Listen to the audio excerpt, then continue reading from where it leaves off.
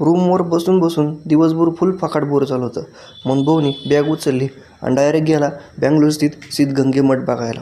तिथं गेल्यानंतर असलं ऊन पडलं होतं, डायरेक्ट टकुरत तापलं. म्हणून देवाच्या पाया पडायच्या आधी भाऊ गेला डायरेक्ट भोजनालयात जेवण करायला, जिथं 24 तास जेवण भेटत होतं. फक्त ताट आपलं आपण धुवायचं होतं. तिथं गेलो, जेवण घेतलं, जेवण केलं आणि मग डायरेक्ट गेलो महादेवाच्या पाया पडायला. आतमध्ये गेलो, महादेवाचं दर्शन घेतलं. मन असलं प्रसन्न झालं की नाव काढू नका. काय पण म्हणा, कर्नाटकमधली मंदिरं एकच नंबर आहे ती. त्याच्यानंतर पाय डायरेक्ट सिद्धगंगे स्वामी महाराजांच्या आयुष्यावर आधारित स्कल्पचरचे चित्रपट बघायला गेलो, जिथं त्यांच्या आयुष्याचा प्रत्येक सार मांडलेला होता. लहानपणापासून ते मोठेपणापर्यंत जिथं त्यांना ऋषीमुनी भेटायला आलेले होते. त्याच्यानंतर त्यांनी इथंच वैरागीमध्ये घेतलेली ध्यानमग्न समाधी, अशा बऱ्याच गोष्टी होत्या की ज्या खूप जास्त पाहण्यासारख्या होत्या.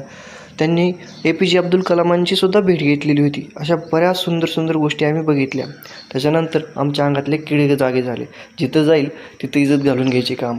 त्या वडाच्या पारंब्यालाच लोंबकळत होतो, तिथं पण पडता राहिलो. त्यानंतर भेटायला गेलो द माशा अँड द बिअरला. पण बिअर भाऊ काय फुगला होता, म्हणून त्याच्या नादी न लागता आपलं माशाला खेळवलं. 10 मिनटं विश्राम करून परत घराची वाट पकडली.